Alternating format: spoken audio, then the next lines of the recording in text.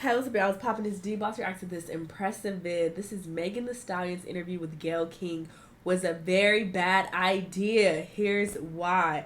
Okay, so we're gonna hear Impressive's opinion on this whole situation, this debacle, child. I saw a short clip of this interview on my homepage on IG, and I watched about 20 seconds of it, and I just rolled my eyes and kept on scrolling because I am so over this whole situation. I feel like this has been dragged out for so long, and we just keep hearing about it over and over again. It's being forced upon us at this point. Like, handle these issues in the legal system. Leave us out of it. Why are we all in y'all legal business? I'm just confused. It's giving setup.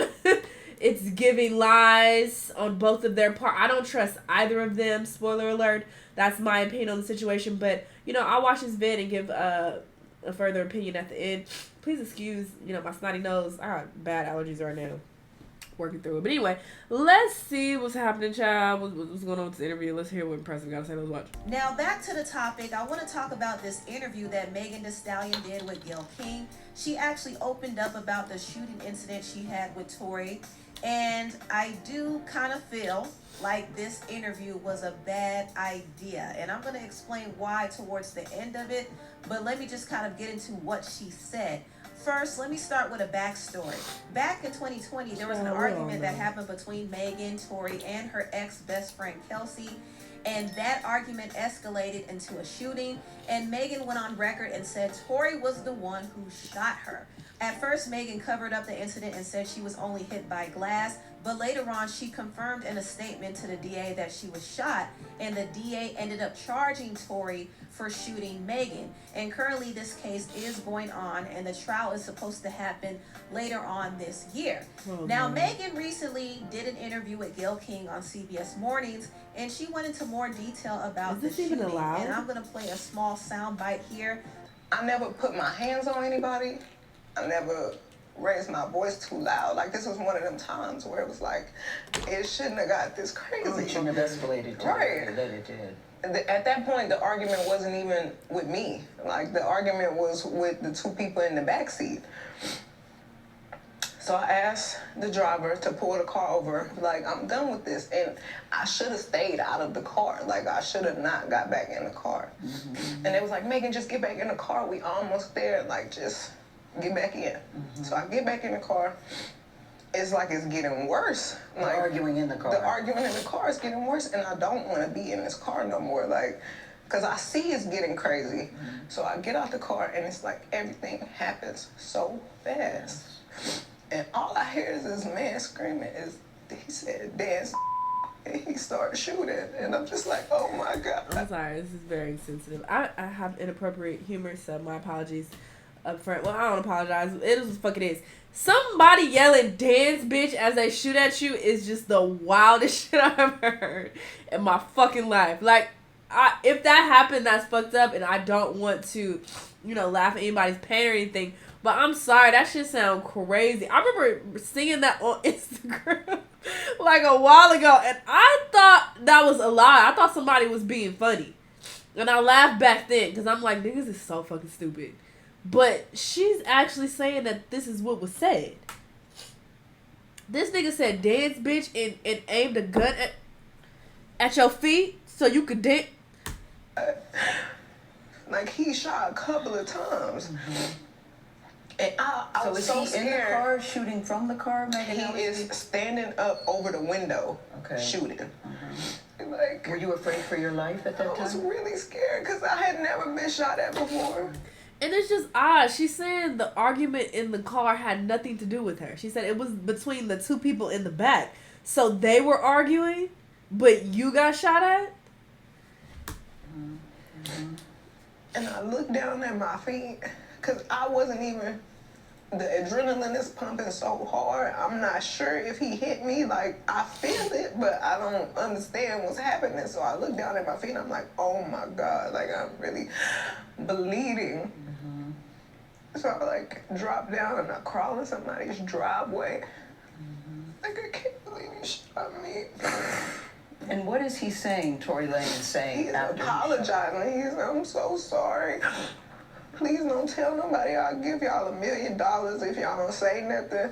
And I'm like, what are you talking about? Like, what are you offering me money right now? Help me. Like, and if you sorry, just help me. Like, so that's some of what Megan said. She also put some of her evidence out in this interview. She showed the medical report that she got from Cedars-Sinai that confirmed that she did have fragments. I don't know. It's just so he was so bold to be like, yeah, dance, bitch. I'm shooting at you. I'm this big tough nigga with a gun. And then right after, I'm so sorry. Please don't tell anybody. Don't tell anybody I shot you. Like, what? It's just weird. Bullet fragments in her feet. And a few of those fragments are still in her feet, according to reports. But it was also reported that the fragments that were removed from her feet are not able to be located. And this is what the detective said. So that is kind of weird. Like, where did those bullet fragments go? She needs that for evidence. Also, she showed a text message that her ex-best friend Kelsey sent to her security guard. And in the text, Kelsey said, "Help, Tory shot Meg." Now, this is some very incriminating evidence that will be used against Tory in court. Here you have another person backing up Megan's claim that Tory shot her. So this is a big discovery for the public. We never knew about this until now. However, I do have to point out the timing of this text, because this text was sent at 7:27 a.m.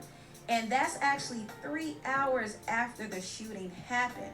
So I think it's a little odd that this text was sent so late. I don't know why Kelsey would wait 3 hours to send a text like this to the security. And it's possible that maybe there's a time zone difference. Yeah. Maybe the security guard was in a different time zone when this happened. But that wouldn't make sense for him to be in a whole different state on the East Coast. No, maybe at the time of the screenshot, that was the time zone they were in. When you cross different time zones, it updates the time. Impressive. When he's supposed to be on call for Megan on the West Coast. I don't know. But I would like to point out, niggas fake screenshots every day. I ain't saying this one fake, just throwing it out there. The timing of the text is a little strange and it lacks urgency in my opinion, but it's still crucial evidence for this case. It's very possible that this might be the evidence that will get Tory locked up. But I still don't know how this case is going to play out, simply because the other evidence in the case is not clearly indicating that Tory was the shooter. Now, there was a gun involved, and Megan did get hit, so we all know that to be true. Even though you have two accounts saying that Tory did, the evidence is not pointing to him because his DNA was not on the magazine of the gun, which tells you that he didn't load it. Also, his DNA was unable to specifically be traced on the gun because there were 4 other contributors. So his results came back as inconclusive. Now, it was reported that there was gun residue found on Tory's hands, but there was also gun residue found on Kelsey's hands. So this is what I mean when I say the evidence is not clearly pointing to Tory. That doesn't mean that he's innocent. It doesn't mean that he's innocent, but it's not a cut and dry situation, as you can see. And we have yet to find out if Megan and Tory's security, who was in the car that night, had their DNA swabbed on the gun, which probably wouldn't be likely if they didn't own the gun. But we just don't know.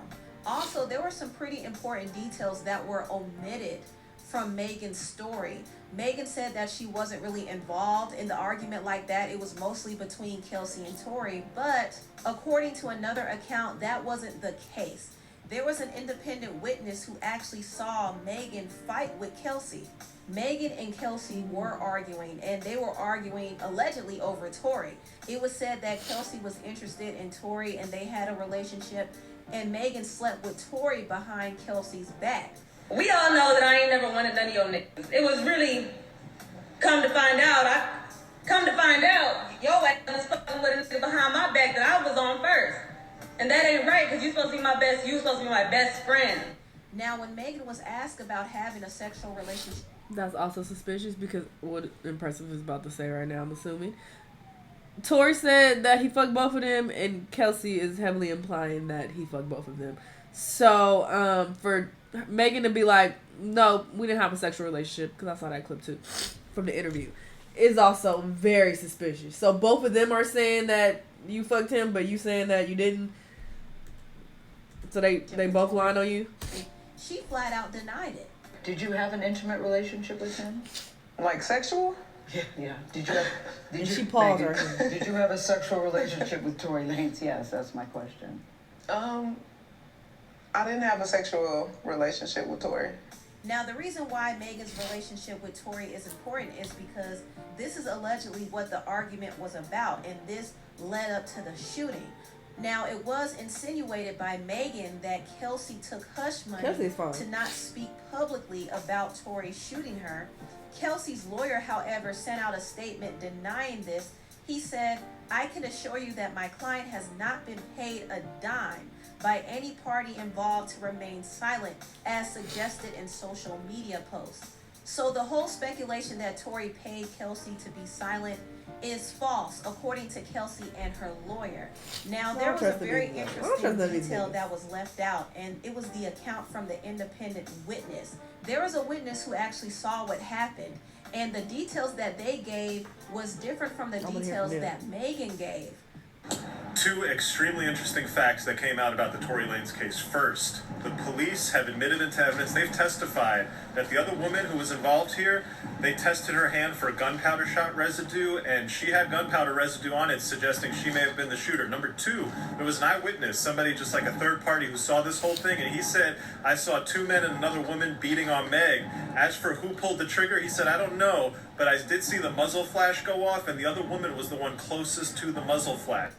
Now, this is an extremely important detail, and I'm wondering why Megan didn't speak about this. I'm wondering why she didn't reveal that there was actually a physical fight between her, Kelsey, Tory, and Tory's security right around the time the shooting happened.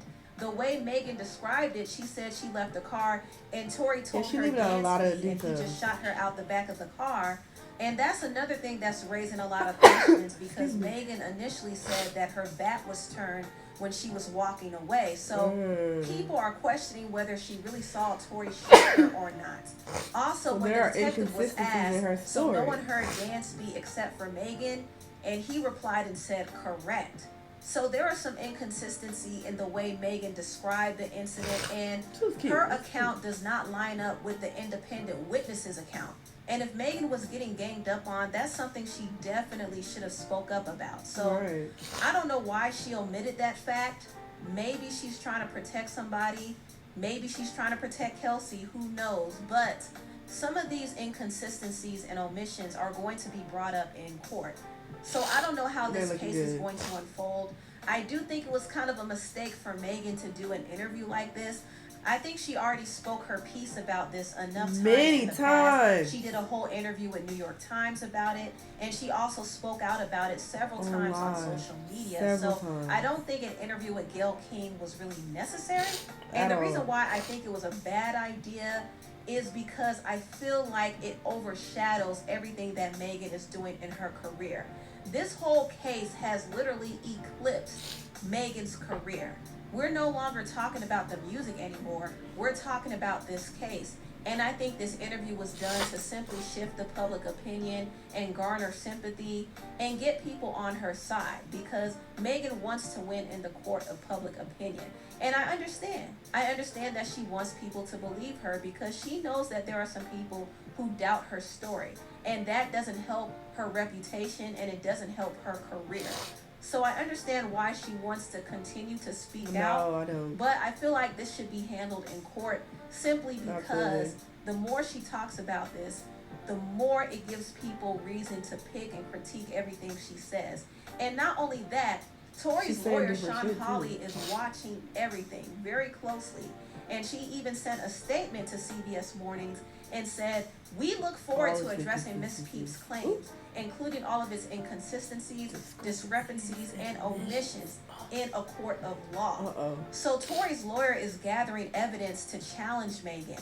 When the trial happens and Megan is brought to the stand, Tory's lawyer is going to ask some pretty tough questions. And I don't know how Megan is going to handle being grilled like that under pressure.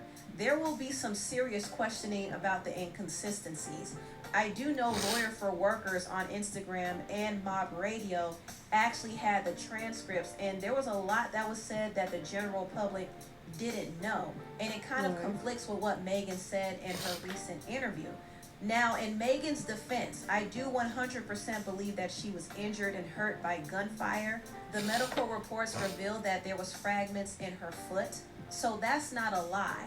And Tory could very well be guilty of what he's being accused of. Absolutely. But if he has a good lawyer, he could look innocent.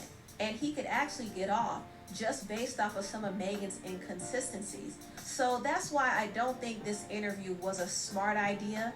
It might be one of those situations where some of her words might be used against her. Absolutely. That's what I think. And also, I think this interview only overshadows what she's doing in her career. So talking about the incident is not really a smart marketing strategy.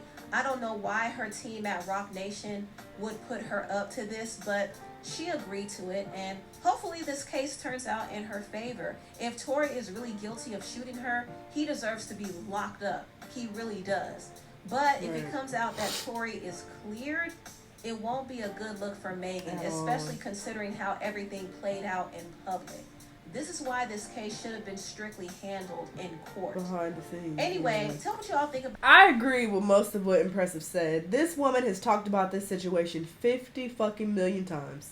I already said this when I first started talking about this, a year ago. I was like, why does she keep going on live? Like, goddamn, you keep making these Instagram posts. This is a lot. She has not slowed down since then. She has talked about this situation so many times, and now you are doing this goddamn exclusive interview with Gayle, of all people. Whole other story. I don't trust it. I don't trust it at all, and there are so many inconsistencies with her story. She is saying different things. First you said your back was turned so you didn't see it. Now you're saying that, oh, you saw it happen. You were facing him. Like, which is it? You are fucking yourself. Even if he did shoot you, you are hurting your case by constantly speaking on this. I don't even know if this is allowed.